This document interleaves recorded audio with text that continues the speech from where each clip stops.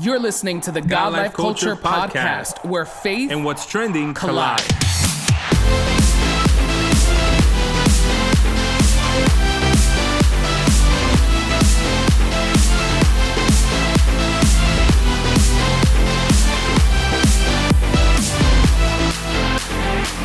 Welcome to the latest episode of the God Life Culture Podcast. This is Eddie. What's up, everyone? This is Miguel, and we are happy that you are tuned into the God Life Culture Podcast. Welcome back to another episode. If this is your first time listening, we want to say welcome to the God Life Culture Podcast. We hope that you are blessed and encouraged by today's conversation and that you return, right, each week to listen to our brand new episodes, and you go back as well and check out our archive of episodes, right, and from previous seasons. And if you're a returning listener, welcome back, and thank you for coming back week after week and checking out our podcast, checking out our visuals, and all of those things. Eddie, what's up? What's on your mind? How are you?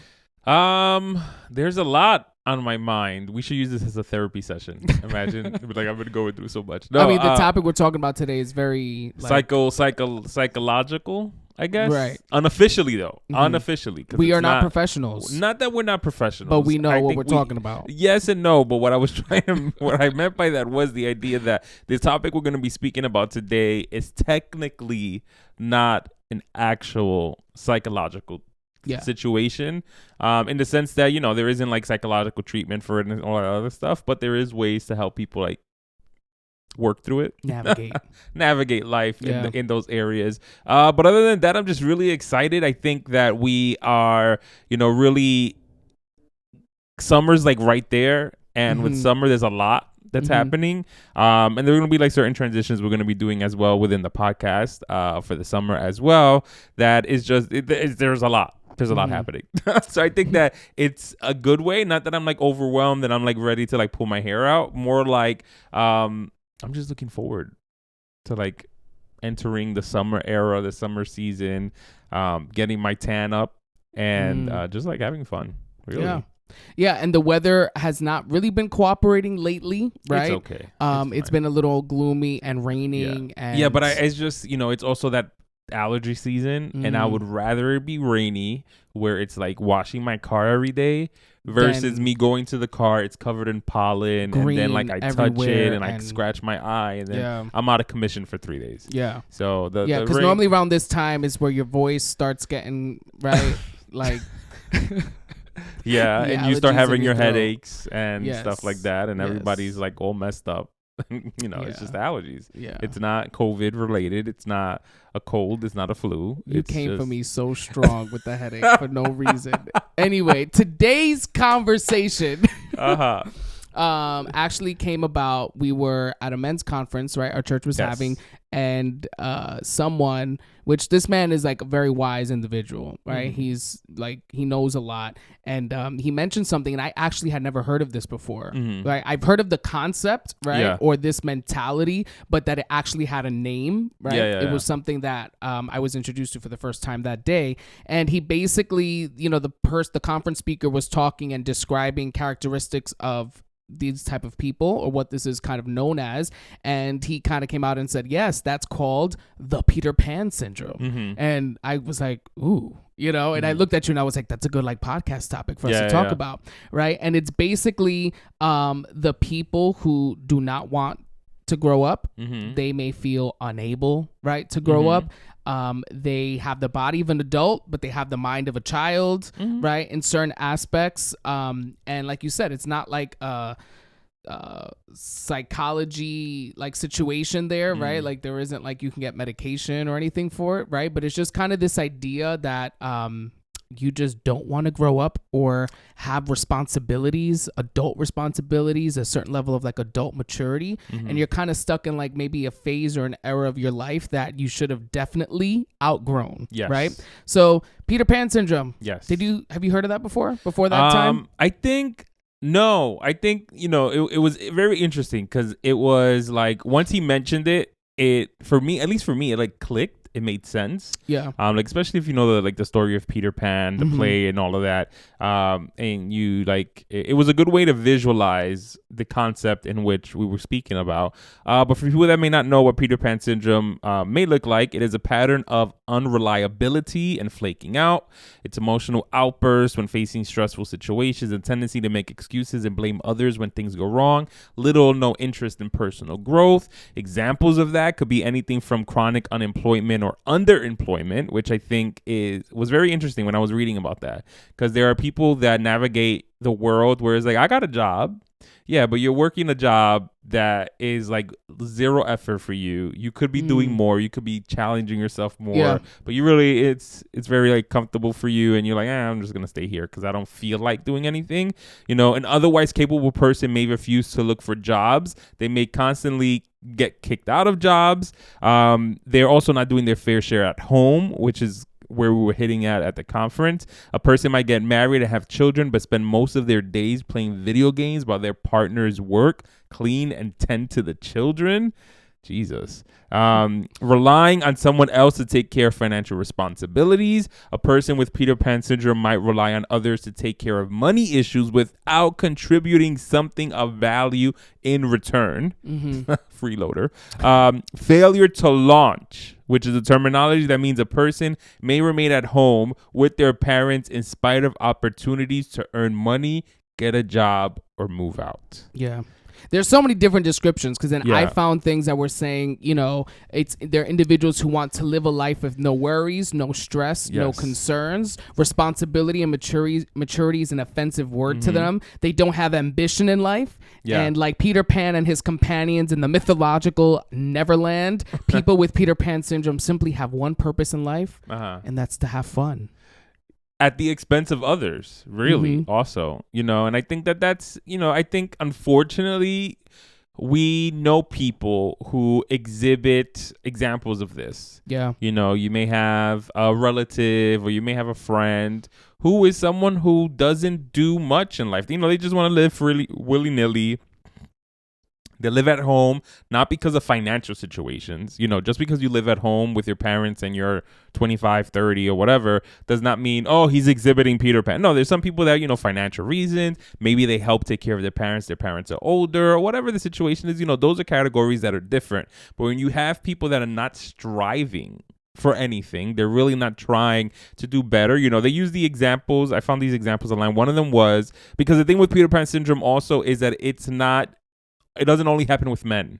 You know, it could be men, it could be women, doesn't matter. And it happens to people of all different ages. So like an example was the 40-year-old woman who chooses not to work and instead lives with her mother. That's it. So she's 40, she's not working, her mom's on SSI, Social Security checks coming in, and she's just there freeloaded. Or you have the 30-year-old man who keeps having children from whom he doesn't provide anything for. Yeah. You know, so it's like he enjoys doing the do. He likes the idea of intimacy or relationships, and then leaves these women with children and then dips out. You know, I mean, this can go in so many different directions. Yeah. But I think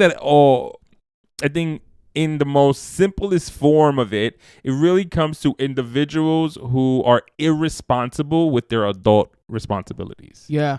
And I think that we all kind of go through a stage, right, where we understand, like, you know, I think for some people it's when they graduate high school, right, like they're entering the real world, right, or you know, they graduate college and they realize like they have their first, you know, shot at their career, and they kind of have this sense of, I need to grow up. You know, like it's this moment, this transitional moment where, you know, there's a new level of responsibility, there's a new level of maturity that I need for this task, for this job, for this chapter of my life. You know, I can't just be home playing video games. I just can't be home, right? And I think some of us, for the most part, have those moments where we recognize it's time to grow up. Some people face that earlier in life than others, right? When they're placed in difficult situations where, you know, the hands that life dealt them, right? The cards that life dealt them weren't the easiest, and they had to grow up. They had no choice. Then you have other individuals who, you know, that happens to later in life, but then there's always that group, right, that does not want to grow up. And I think for some, because I've definitely seen characteristics of this in certain people where they like childlike things or things from their childhood. Like it brings a certain level of nostalgia in their life, right?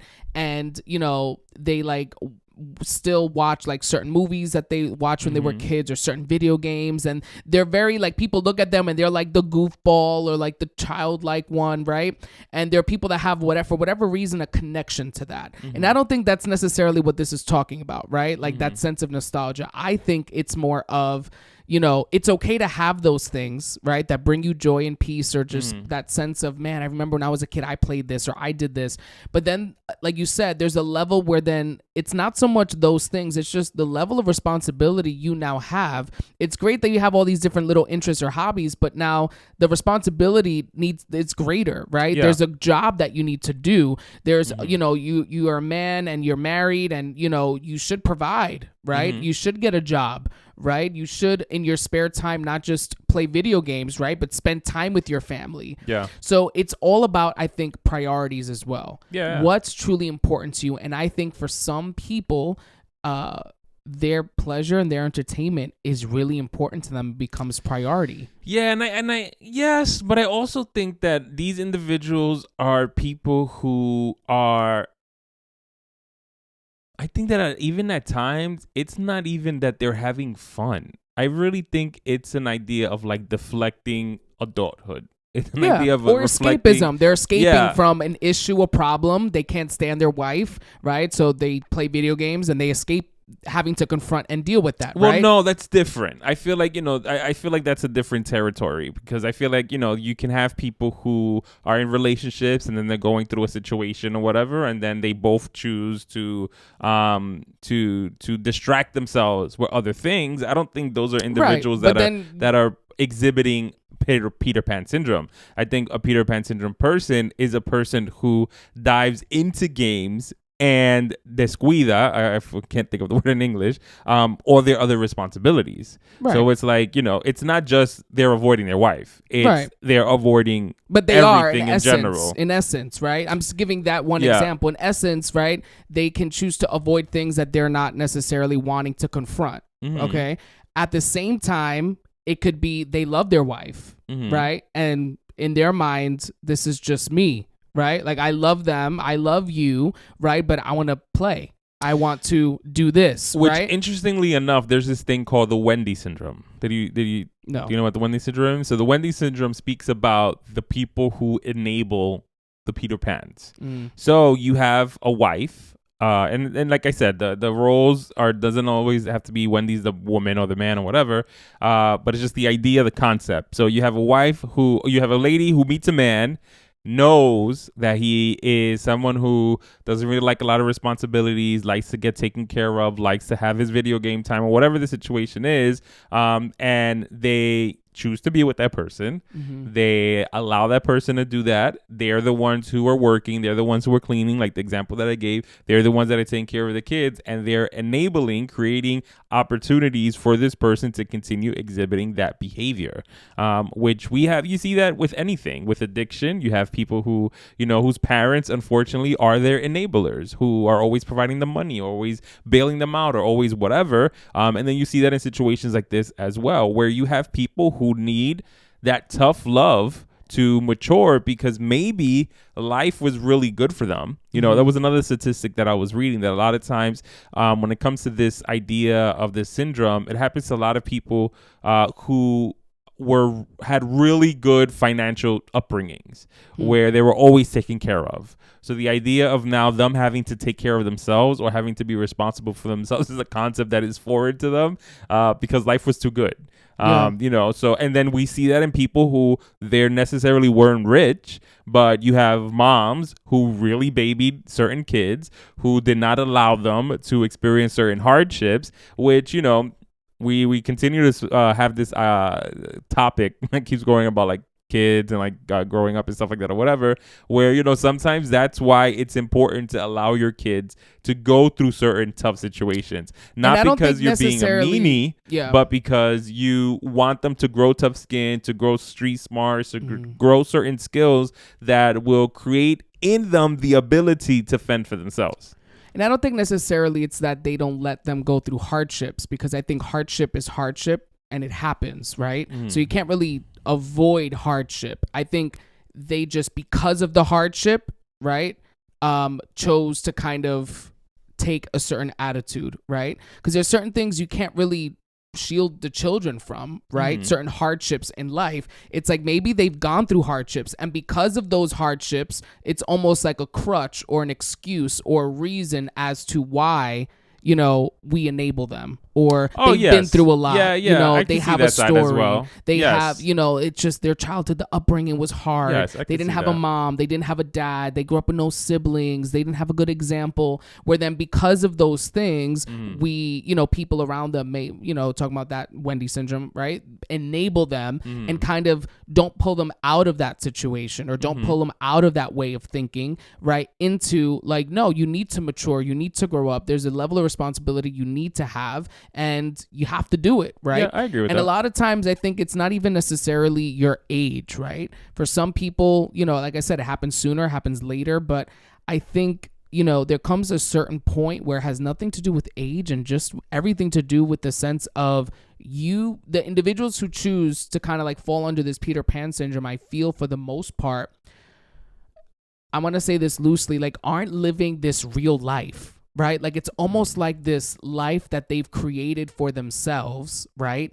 That is not, like I said, it's not real in the sense of they're not confronting problems or issues in their life, or they're not handling things that are given to them correctly, right? They may not have a job, like you said, that is what they could be doing. For some, they just don't have a job, period, right? So again, when you don't then have a job like that, when you don't have a way to provide for yourself, you're relying on other people. So then you begin to depend on others. So then you lose your independence in a way, right? You're constantly relying on other people to give you or provide for you, right? So I feel like, you know, it's one thing and it's cute when you're in high school and all you want to do is play video games and, you know, go have fun. It's another thing when you're in college and you're like living it up in college and you're doing all of that. It's a whole different thing when, like you said, you're in your 30s and you realize that the last decade of your life has been dedicated to just having fun and doing what you want to do at the expense of your career, you know, at the expense of education, at the expense of solid friendships in your life, you know, at the expense of a steady relationship in your life, a family, you know. So I feel like Peter Pan syndrome, it doesn't only affect you as the individual and that's it. You know, it definitely, I think, affects the relationships that those individuals then have, right? Yeah. It tarnishes them, messes them up. Yeah, no, I see that. And I think that, you know, it reminds me of like the opposite of an overachiever workaholic. You know, where you have individuals who are the ones that are always working on their career, you know, they putting in 18 hours a day at the office and doing all this stuff, also at the expense of, you know, having fun, at the expense of their families and stuff like that. You know, I think there is a balance that is supposed to happen because, you know, like when you were giving the example before of people who like to like do nostalgic things, like watch old movies or like play certain video games and stuff like that. There's nothing wrong with any of that. There's nothing wrong with wanting to have fun. There's nothing wrong with wanting, you know, to have a stress-free day. You know, there's a lot of jobs out there now that give mental health days. You know, for people, it's like, oh, you've been working a little bit too much. You know, go play in the beach or something. You know what I mean? You know, those are all great things, but it's all in balance. But when you find yourself, you know, at the detriment, I think also, you know, a lot of times, you know, we want to think about others, but I think that this is something that is very important for you to think about yourself at the detriment for yourself, where you are stopping yourself from growing, where you're stopping yourself from having experiences, when you're stopping yourself from trying new things, when you're stopping yourself from doing something, you know, daring or, you know, something that you may be nervous about, you know, that is hurting you as an individual and as a person who is not acquiring life experiences to make you a well-rounded individual. You know, when you're always just at home or you're always just playing video games, or it could be something else. Maybe you're just always crocheting. I don't know.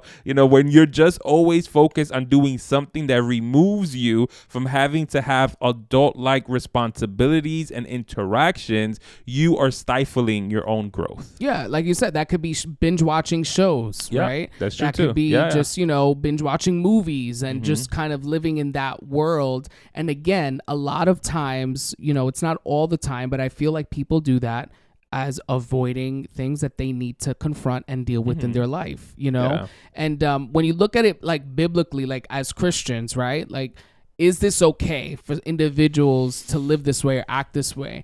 Immediately I think of that verse in 1 Corinthians 13:11, where Paul says, when I was a child, I spoke like a child. I understood as a child. I thought as a child. But when I became a man, I put away childish things. And I think oftentimes it's easy to look at that, I put away childish things, as like toys or things like that, right? But I also think it's just childish ways of thinking. Yes. Where you harm me, I need to harm you, right? You do something to me, I need to get you back. You say something to me, I need to say something back. As a child, sometimes you need to prove yourself. You want to prove that you're strong. You want to prove that you're mature. You want to prove that you're smart. You want to prove that you can do it, that, there's nothing too hard, right? Like, it's a challenge. I'm up for the challenge. I'm going to do it. You have to prove something. Yeah. You want to be accepted in certain circles. So you're willing to compromise. You're willing to do things, right, that maybe as an adult you wouldn't do, right? But again, putting away childish things, I think it's also putting away that sense of, thinking in that way, right? And biblically, I look at this whole idea that there comes a time where, that childish thinking needs to be put to the side, right? That way of thinking of, needing to, stay in a certain era of your life for whatever reason, because, it's less difficult, it's less hard, it's less, on your mental health, right? Less pressure. I think that a lot of times individuals kind of like to stay in that area of their life or just in that time because, again, there is so much pressure in growing up. There is so much pressure in a marriage. There is so much pressure in a family, in a job, in a career. And I think that there are just people out there that don't want to put in the work. Right? They don't want to work hard. It costs something. And if you're going to have that attitude with your life when it comes to your relationship with God, I think it just trickles over where it'll be hard to maintain a relationship with God. It's hard to stay connected. It's hard to sacrifice your flesh. It's hard to do these things, but you have to do it. Yeah. Especially as a man of God, as a woman of God. I'll never forget one of my teachers in high school, used to always say this, and they would say that a boy does what he wants to do, a man does what he has to do. So it's like, I may not want to do this, right? But because this is what I have to do, I am going to do it. And that's a man. A boy or a child will do whatever he wants to do, whatever makes him happy in the moment, whatever makes him satisfied in the moment, whatever brings him joy and contentment, whatever, brings him pleasure in that moment. That's what's going to be done without thinking of consequences, without thinking of repercussions, without thinking of how it affects others, how it makes the people around him or her feel. They just do it on impulsivity, where then you have the individuals who maybe have matured and grown up, right? And recognize that my actions come with reactions and my actions come with consequences. And, my actions sometimes just don't affect me. They affect others. So I think, when it comes to the Christian, we need to grow. Yeah. We need to mature. Yeah. Jesus did not stay a baby. He did not stay, in that mindset as well. We see that he matured. We see that, he went from a baby to being in the temple, listening and learning the word, to then going out there and preaching the word. Yeah. Right. So there comes this point where we see how Jesus, the ultimate example in our life, matured in his life. We have to do the same if we claim that he is our God, if we claim that we are his sons. Yeah, I agree with that 100%. And I think that's why we see so many people who walk away from God, because of the idea that they just want to do whatever they want. Yeah. You know, they find that, you know, serving God is too restrictive. They find that serving God has too many rules. They find that serving God has too much responsibility. Serving God is too much work. And they just want to live willy-nilly. They just want to be honest, it is. No, yes, and it does. absolutely. And it will require all of those things from you. Yes. You know, so you're not wrong in feeling that. Yeah, it's a lot. But it's what you do with that. It's like you said, a boy or a child, because, you know, it could be male or female, you know, does what they want, but an adult or a woman or a man does what needs to be done. Yeah. And when it comes to salvation and when it comes to your faith and it comes to your relationship and responsibility with God, you know, there's certain things that you need to do because you have to, not necessarily because you want to. You know, who wants to wake up early in the morning to pray? Or who wants to take out time to study scripture? You know, there are people out there that they live for that. So, you know, kudos to you guys. They're like, I woke up this morning, I was so happy to pray. But then there's other people that le cuesta. Yeah, and it's not so much who wants to. I think we would all want to. I think it's just, again, when it's out of our comfort zone, right? Yes, when we rather sleep, you know? Yes, because I think in essence, everybody wants to pray and read the Bible and be close to God. In essence, we would love. Theory. That's the same thing with people in the gym. Yeah, Yes. Everyone would love to go to the In gym. theory. We would love that, right? But now actually doing it or actually making certain decisions is what's difficult. So I think when it comes to, you know, and that's like another point, right? When it comes to a relationship with God or these things, or just reaching certain life goals, we would love to and we want to.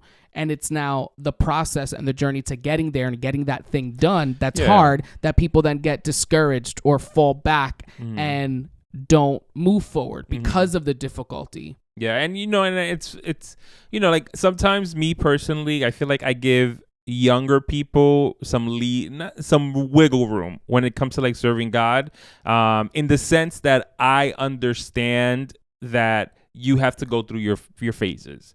You have to go through your moments. You have to go through your times where you're working through your kinks with your relationship with God. And, you know, sometimes it's a little bit more difficult. Sometimes, you know, because you want to do certain things and you want certain freedoms, you find yourself being rebellious in certain moments and stuff like that, you know, and I get that. And I give mercy and I give grace because as a person who was in their teens and their 20s, I know what that is. I know what that feels like. I know what it is to go through that. I think that the Peter Pan syndrome of that is reflected in people who are a lot older, who still want to go about and do their own thing and still want freedoms and still want, you know, to live their life.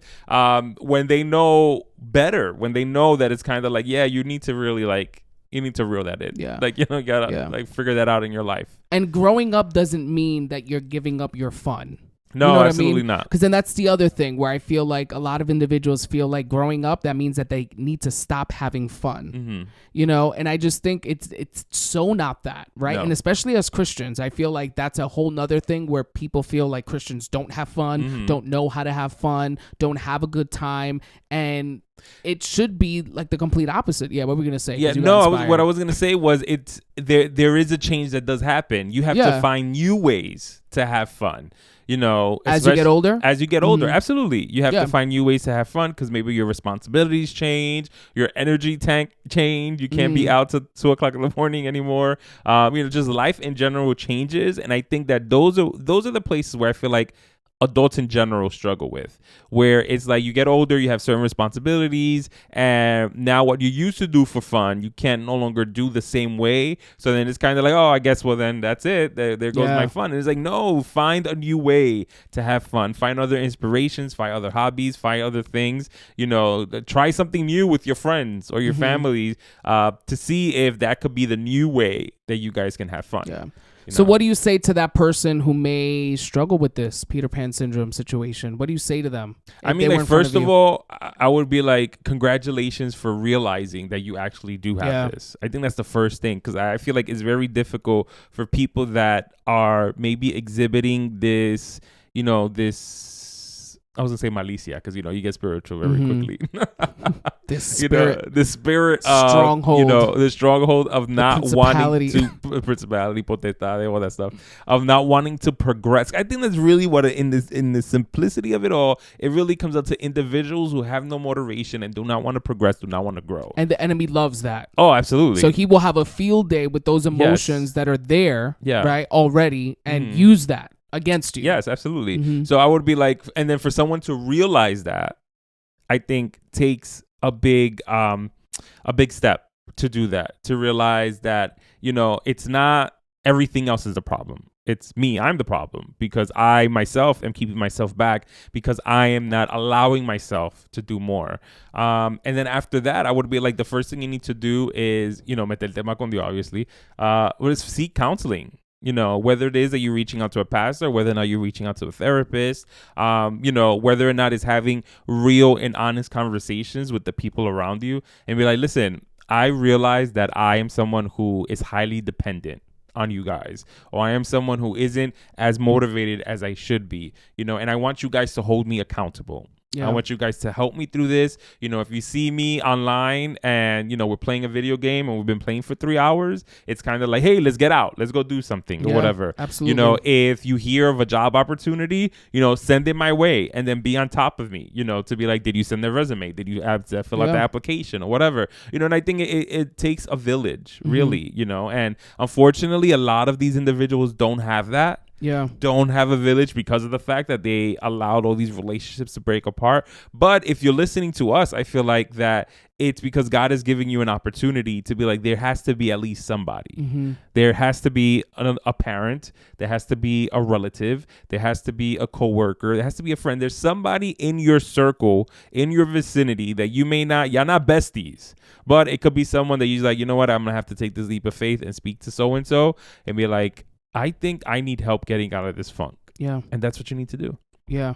And, you know, I think of Psalm 16:11. It says, you make known to me the path of life. You will fill me with joy in your presence, with eternal pleasures at your right hand.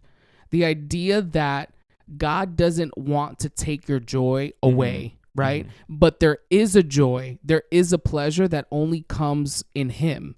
So it's like you're not missing out on anything when you decide to grow up. You're not missing out on a certain type of fun, right? Or you know, pleasure, right? When you grow up, right? It's like, you know what? God actually has eternal pleasures for you, right? God actually wants to fill you with joy and fill you with happiness. So I think oftentimes you get this sense of, I have to grow up, no fun, right? Being a Christian, there's no fun there. There's no joy. There's no happiness. And in essence, I think there is a true joy, right, that God gives you when you allow him and give him that opportunity to work in your life, to mature you, and you take those steps and you do what's necessary to be better, to become better. And I think that oftentimes we just think, you know, God wants to take all that away and all that fun away. And it's like there's actually a pleasure and a joy that God wants to give you, unlike anything you really have experienced. And I think it's a risk sometimes that we take, right, to really do that. But we trust, right, that when we make these decisions to take those steps to become better, to be responsible, to be mature, to live up to our calling, to live out our purpose, it's not easy. We will encounter difficult moments. But again, the rewards that we get from God, the blessings that he gives us, the strength that he gives us, the stories that he gives us, right, that he allows us to go through, in the end, he's there. And he gives us the joy. He makes us know the path of life. And again, eternal pleasures at your right hand. So letting us know there is a pleasure and a joy that we can experience in this life. We don't have to stay stuck in certain eras of life. We don't have to stay stuck in our childhood way of thinking, right? God is able to really fill us with joy and, you know, pleasure in life. And again, where I think we actually will be satisfied and we actually will be, you know, happy with our life, you know. But this Peter Pan syndrome situation is interesting. There's a lot there. Yeah, there's a lot there. And I think that, you know, for the individuals that are trying to get out of the rut or out of this situation, you know, it's a slow process that moves quickly. And what I mean by that is that a lot of times when you're in the thick of it, it feels like, oh man, progress is taking forever. But you will blink. It'll be a year later. It'll be 2 years later. And then you'll be able to look back and be like, man, I did so much. Yeah. Man, I'm not the same person I used to be. You know, I'm more motivated. I'm making stronger relationships. I'm doing more. I'm building relationships with people in my family. Whatever it is, you know, it'll feel like it's taking forever and go by so quickly at the same time. That's why it's important that when you realize that there's an area in you that you need to like kind of like work in, get to it as quick as possible, because the years and the times you don't get that back. You don't get the years back. You don't get the times back. So try your best to maneuver what you need to maneuver to take advantage of whatever time you have left, because unfortunately, you know, we're not eternal beings physically. Spiritually, we will be. But, you know, physically, it's like you'll blink, you're 97. And it's like, ya pasó.